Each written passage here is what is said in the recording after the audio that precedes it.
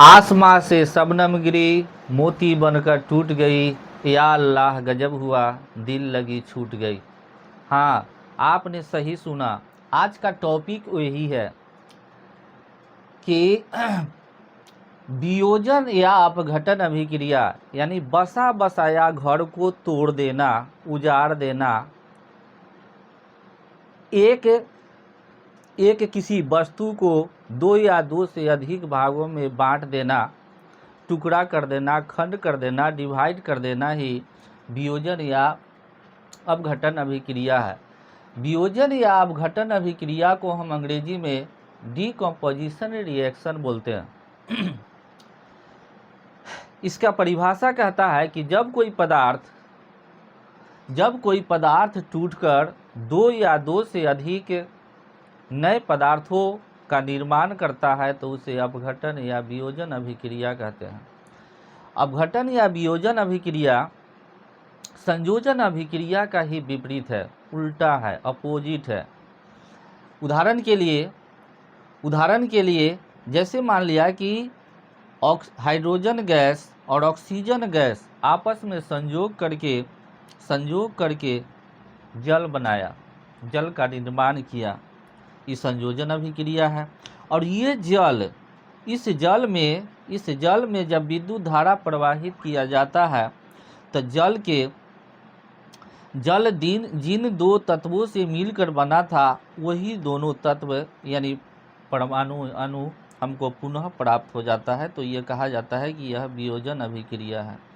यानी जल के अणुओं को तोड़ने के लिए, मोलिक्यूल्स को तोड़ने के लिए विद्युत धारा प्रवाहित करने पर हमको ये जल में उपस्थित हाइड्रोजन और ऑक्सीजन गैस पुनः प्राप्त हो जाते हैं। दूसरा एग्जाम्पल है, जैसे कैल्शियम कार्बोनेट को गर्म करने पर कैल्शियम ऑक्साइड और कार्बन डाइऑक्साइड का निर्माण होता है। यानी जब कैल्शियम कार्बोनेट को हीट किया जाता है, गर्म किया जाता है, तो यह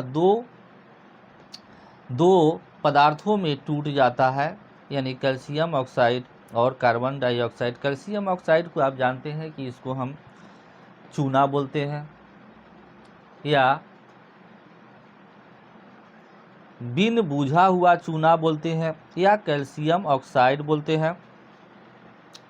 इसका जो उपयोग होता है, यानी कैल्शियम ऑक्साइड का उपयोग, यानी चूना का जो उपयोग होता है, हम इसका उपयोग यानी सीमेंट और कांच के निर्माण में करते हैं। यानी कैल्शियम ऑक्साइड का जो उपयोग होता है वह कांच के निर्माण में और सीमेंट उद्योग में भी इसका उपयोग किया जाता है। और ये कैल्शियम कार्बोनेट है। कैल्शियम कार्बोनेट को चूना पत्थर भी कहा जाता है। कैल्शियम कार्बोनेट को हम संगमरमर के नाम से भी जानते हैं। अब अगला है तीसरा एग्जाम्पल, जैसे फेरस सल्फेट यानी FeSO4.7H2O, इसको हम हाड़ा थोथा के भी नाम से जानते हैं। हाड़ा थोथा या फेरस सल्फेट या आयरन सल्फेट हेप्टाहाइड्रेट के नाम से भी जानते हैं। इसको हाड़ा कशीस के भी नाम से जानते हैं। यानी FeSO4.7H2O को हाड़ा कशीस के भी नाम से जाना जाता है। FeSO4.7H2O को ग्रीन विट्रियल्स के नाम से भी जाना जाता है।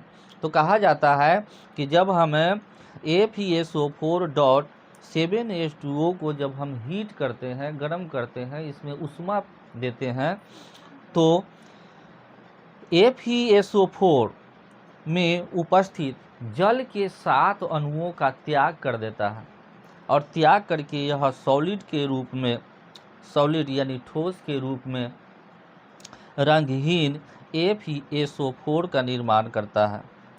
इसका उपयोग क्या है? जैसे आयरन सल्फेट का उपयोग क्या है? तक जब कभी कभी देखते हैं कि जब हमारे शरीर में खून की कमी हो जाती है तो इस खून को पूर्ति के लिए हम आयरन सप्लीमेंट के रूप में भी इसका प्रयोग करते हैं, इलाज के रूप में इसका प्रयोग किया जाता है। और जब हमारे खेतों की फसलों की पत्तियां पीली पड़ जाती है तो भी हम किसान इस आयरन सल्फेट युक्त उर्वरक का उपयोग करते हैं। इसका उपयोग स्याही के निर्माण में भी किया जाता है। स्याही के निर्माण में भी आयरन सल्फेट का उपयोग किया जाता है। चमड़ा उद्योग में भी इसका उपयोग किया जाता है, इसलिए ये बहुत ही महत्वपूर्ण है। अब हम आगे बात करेंगे कि जब हाड़ा थोथा को जब हम हीट किए तो हमको सॉलिड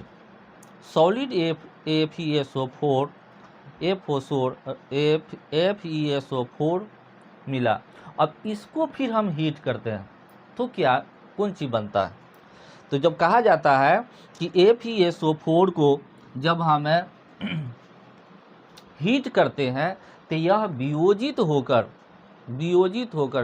का मतलब टूटकर या अपघटित होकर, सब बात एक है, या डिवाइड होकर, तो कहता है कि जब इसको FeSO4 को जब हम हीट करते हैं यानी इसमें फिर पुनः ऊष्मा देते हैं तो कहता है कि यह फेरिक ऑक्साइड, सल्फर डाइऑक्साइड और सल्फर ट्राइऑक्साइड का निर्माण करता है यानी बनाता है।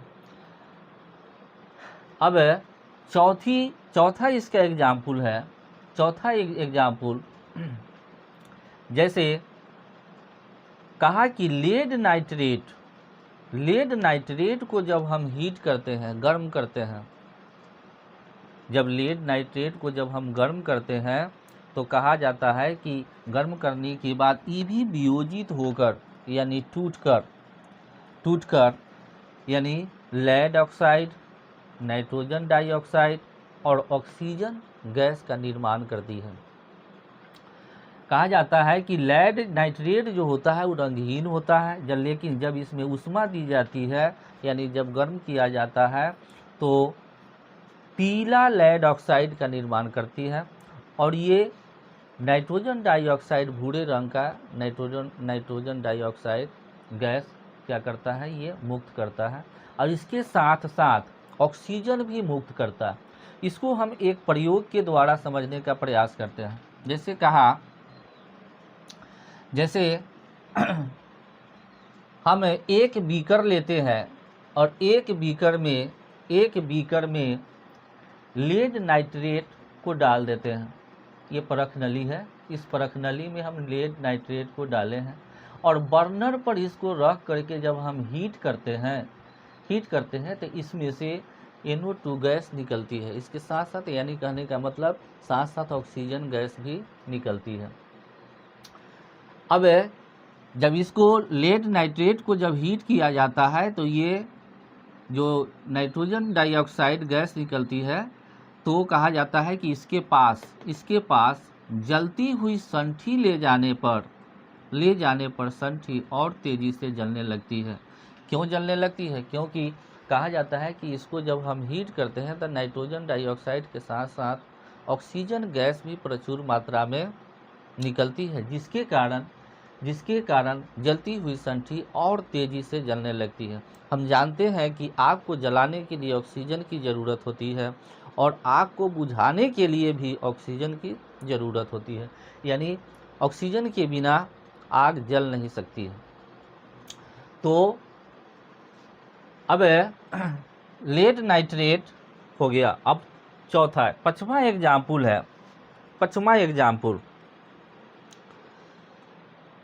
पांचवा एग्जाम्पल जो है आपको, जैसे हम कहें कि हाइड्रोजन और ऑक्सीजन आपस में संयोग करके, अभिक्रिया करके, मिल करके जल का निर्माण किया। अब इसको हम अपघटित कर देते हैं। वियोजित कैसे करते हैं? तो कहा जाता है कि जल में उपस्थित हाइड्रोजन और ऑक्सीजन के अणुओं को वियोजित करने के लिए विद्युत धारा प्रवाहित करना पड़ता है। तो हम क्या करते हैं, इसका एक प्रयोग करते हैं। जैसे मैंने एक प्लास्टिक का मॉग लिया, एक प्लास्टिक का ये मॉग है, और इस प्लास्टिक के मॉग में प्लास्टिक के मॉग के आधार पर यानी नीचे पेंदी में 2 सावधानी पूर्वक छिद्र किया, और इस छिद्र में रबर का कॉर्क लगा दिया। दोनों छिद्र जहाँ किए थे, एक यहाँ किए एक यहाँ किए, ये दोनों स्थान पर रबर का कॉर्क लगा करके उसको टाइट से कस दिए। अब इस रबर के कॉर्क को जब हम कह देते हैं तो इसी रबर के कॉर्क के सहारे कार्बन के इलेक्ट्रोड को लगाते हैं, छड़ को लगाते हैं, जिसको हम ग्रेफाइट के छड़ के नाम से भी जानते हैं, है ना। कार्बन के छड़ बोलिए चाहे ग्रेफाइट के छड़ बोलिए, दोनों बात एक है, क्योंकि हम जानते हैं कि कार्बन के 2 अपरूप ग्रेफाइट और हीरा होता है। यानी कहा जाता है कि कार्बन का ग्रेफाइट क्या है, अपरूप है। अपरूप का मतलब हो जाता है कुरूप, बदसूरत, भद्दा, है कि नहीं। तो कार्बन का ही बिगड़ा हुआ रूप है ग्रेफाइट। तो कहता है कि ग्रेफाइट के 2 छड़ लेते हैं, एक छड़ मैंने यहाँ लिया, दूसरा छड़ यहाँ लिया, और ये रबर कॉर्क के सहारे इसको माने टिका देते हैं, सजा देते हैं। उसके बाद इसमें हम जल भरते हैं, यानी H2O भर देते हैं, यानी पानी भर देते हैं। पानी इतना भरते हैं कि हमारा इलेक्ट्रोड पूर्णतः डूबा हुआ रहे, और इस जल में थोड़ा सा यानी H2SO4 यानी सल्फ्यूरिक अम्ल के कुछ बूंदे भी इसमें डाल देते हैं। इसमें सल्फ्यूरिक अम्ल क्यों डाला जाता है, तो हम जानते हैं कि शुद्ध जल में विद्युत धारा का प्रवाह तेजी से नहीं होता, यानी जल को सुचालक बनाने के लिए अथवा विद्युत धारा को तेजी से प्रवाहित करने के लिए इसमें सल्फ्यूरिक अम्ल की कुछ बूंदे डाल दिया गया है। अब उसके बाद फिर 2 परख नली लेते हैं, और 2 परख नली जो जल से भरा हुआ रहता है उसको सावधानी पूर्वक ले करके और दोनों इलेक्ट्रोड को उलट करके इसको क्या करते हैं, ढक देते हैं। ये दोनों इलेक्ट्रोड को ढक देते हैं। ढक देने के बाद अब हम ये दोनों इलेक्ट्रोड को तार के द्वारा एक बैटरी से जोड़ते हैं। एक बैटरी, तो हम जानते हैं कि बैटरी में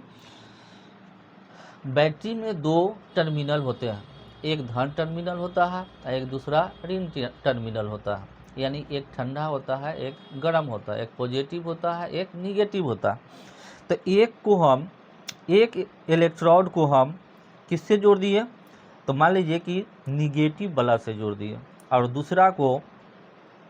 दूसरा को हम पॉजिटिव वाला से जोड़ दिए।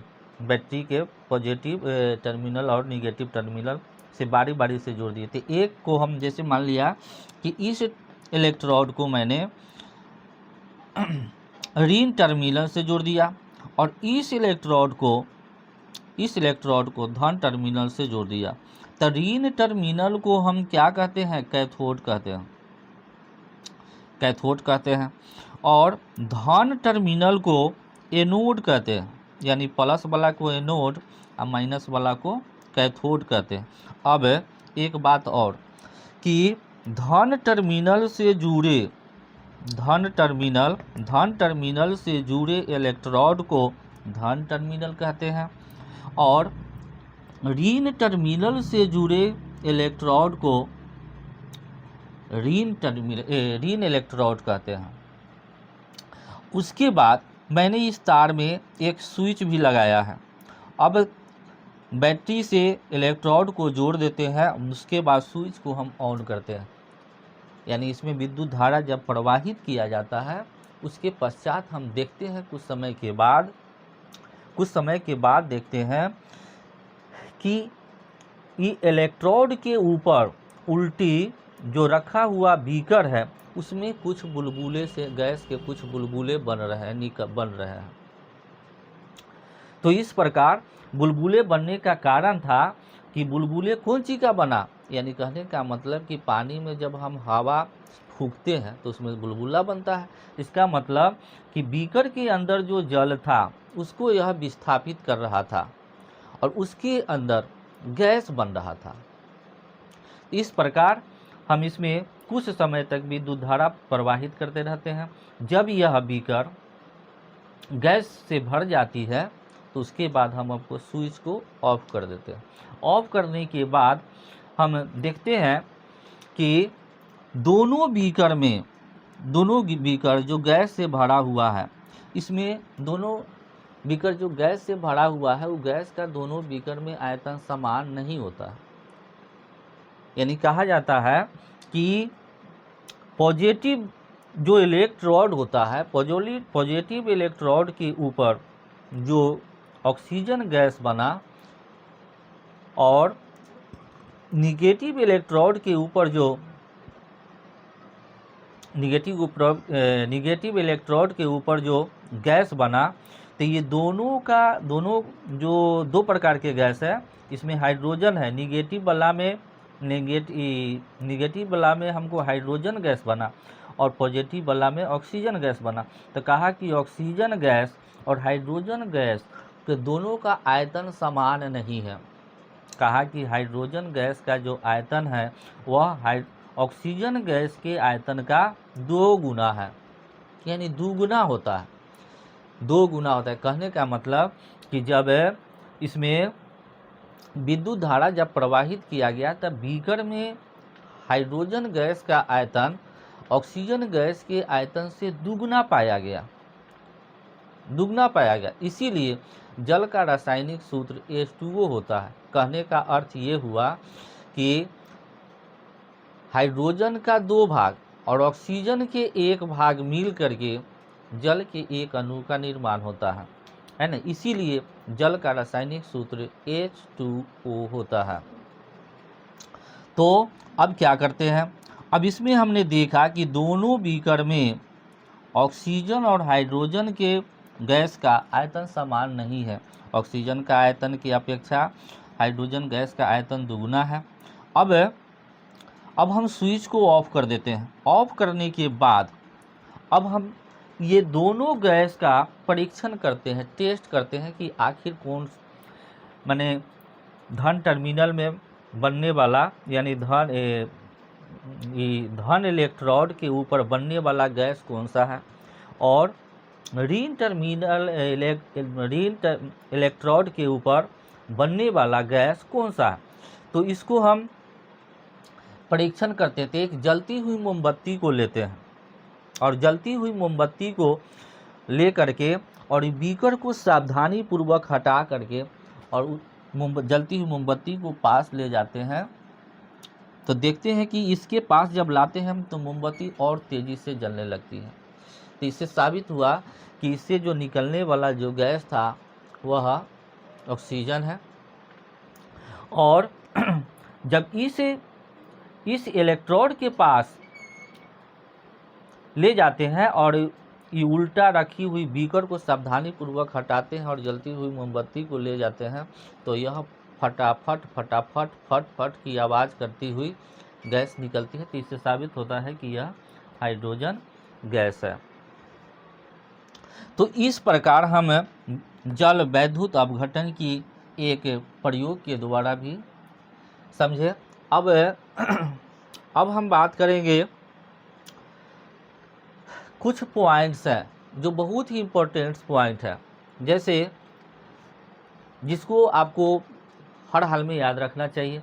जैसे नोट्स को जब कोई वियोजन की क्रिया उष्मा की द्वारा कराई जाती है तो उसको उष्मीय वियोजन यानी थर्मल डिकम्पोजिशन कहते हैं। ये बहुत ही इम्पोर्टेंट है, इसका डिफिनीशन आपको याद रखना चाहिए। अगली बात है कि जब यानी लेड ऑक्साइड जो होता है वो गर्म अवस्था में लाल भूरा रंग का होता है और ठंडा अवस्था में पीला रंग का होता है। लेड ऑक्साइड जो होता है वह जब गर्म रहता है तो वह लाल भूरा रंग का दिखता है, और जब वही लेड ऑक्साइड जब ठंडा हो जाता है तब वह पीला रंग का दिखता है। फिर अगली बात है कि कैल्शियम ऑक्साइड यानी चूना, कैल्शियम ऑक्साइड यानी चूना या बिन बुझा हुआ चूना का उपयोग जो होता है सीमेंट तथा कांच के निर्माण में किया जाता है। ये बहुत इम्पोर्टेंट बात है, इसको आपको याद रखना चाहिए क्योंकि यह परीक्षा उपयोगी है। इससे बहुत सारे ऑब्जेक्टिव बनते हैं, वस्तुनिष्ठ प्रश्न बनते हैं। सूर्य के अगला नोट्स है कि सूर्य के प्रकाश के उपस्थिति में होने वाले वियोजन प्रकाश वियोजन यानी फोटो डिकम्पोजिशन कहते हैं। यानी सूर्य की उपस्थिति में जब किसी पदार्थ को तोड़ा जाता है, वियोजित किया जाता है, अपघटन किया जाता है, तो उसको हम क्या कहते हैं? प्रकाश वियोजन यानी फोटो डिकम्पोजिशन कहते हैं। अब आगे है जैसे NaCl के बारे में आप जानते हैं कि सोडियम क्लोराइड को हम सिंपल साल्ट कहते हैं, साधारण नमक के नाम से जानते हैं। साधारण नमक जब क्रिस्टल के रूप में होता है तो उसमें विद्युत धारा प्रवाहित करने पर विद्युत धारा का प्रवाह नहीं होगा, वह विद्युत का कुचालक होगा। लेकिन जब उसी क्रिस्टल में जल प्रवाहित कर देते हैं, यानी थोड़ा सा उसमें जल से भिगो देते हैं और वह गलित अवस्था में आ जाता है और तब उसमें विद्युत धारा प्रवाहित करेंगे तो वह तेजी से विद्युत धारा प्रवाहित होगा। NaCl का मतलब सोडियम क्लोराइड यानी साधारण नमक। तो हमने साधारण नमक को गलित अवस्था में हम लिए और इसमें जब विद्युत धारा प्रवाहित करने पर सोडियम और क्लोरीन गैस का निर्माण करती है। यानी कहने का मतलब ये NaCl पहले एक दूसरे से बंधा हुआ था, जुड़ा हुआ था, लेकिन जैसे ही इसमें विद्युत धारा प्रवाहित किए तो यह टूट करके अलग अलग हो गया। यानी कहने का मतलब कि जैसे पहले ही हम वीडियो प्रारंभ होने से ही पहले ही बोले थे कि आसमां से शबनम गिरी, मोती बनकर टूट गई, या अल्लाह गजब हुआ, दिल लगी छूट गई। यानी बसा बसाया घर, बना बनाया काम बिगड़ जाता है। यानी जैसे यहाँ सोडियम और क्लोरीन दोनों आपस में संयोग करके इकट्ठा था, एक बंध में, एक सूत्र में बंधा हुआ था, लेकिन जैसे ही इसमें विद्युत धारा प्रवाहित किए तो ये दोनों को अलग कर दिया, सोडियम को अलग और क्लोरीन को अलग कर देता है, खंड कर देता है, टुकड़ा कर देता है, यानी बांट देता है। फिर आगे है कि जैसे सिल्वर क्लोराइड को सूर्य के प्रकाश में जब इसका अभिक्रिया कराई जाती है तो कहा जाता है कि सिल्वर क्लोराइड का रंग सफ़ेद होता, लेकिन जब सनलाइट की उपस्थिति में इसको रखा जाता है तो फिर यह वियोजित होकर के सिल्वर और Cl2 में भी वियोजित हो जाता है, यानी बट जाता और धूसर रंग दिखाई देता है। जो पहले सफ़ेद रंग का दिखता था वह अब सफ़ेद रंग का नहीं, धूसर रंग का दिखाई देता है। धूसर रंग का मतलब होता है, धूसर रंग कहा जाता है मटमैला रंग को, यानी मटमैला रंग का हो जाता है। यानी कहने का मतलब कि राख के रंग के समान हो जाता है। ग्रे अर्थात ग्रे रंग, अगर हम कहें कि ग्रे रंग का हो जाता है या सिलेटी रंग का हो जाता है तो वह सिलेटी या ग्रे रंग का दिखाई देने लगता है। तो वियोजित करने का बहुत सारे तरीके हैं। इसमें हमने कुछ जो आपको इस क्लास में पढ़ना है उस पर सारे बिंदुओं पर मैंने चर्चा किया है। अब आगे बात कर लेते हैं। अब आगे हम विस्थापन या एकल विस्थापन, जिसको डिस्प्लेसमेंट या सिंगल डिस्प्लेसमेंट कहते हैं, इस पर हम चर्चा करेंगे। तो आपका ये वियोजन या अपघटन अभिक्रिया एक टॉपिक था जिसको मैंने डिटेल से समझाने का प्रयास किया है। आप इसको स्क्रीनशॉट लीजिए और एक सुंदर और अच्छा सा नोट्स बनाते जाइए और बार बार इसको पढ़ते जाइए। आपके लिए बहुत अच्छा होगा, है कि नहीं। तो हम अपना आज का इस टॉपिक को हम यहीं समाप्त करते हैं। तब तक के लिए धन्यवाद।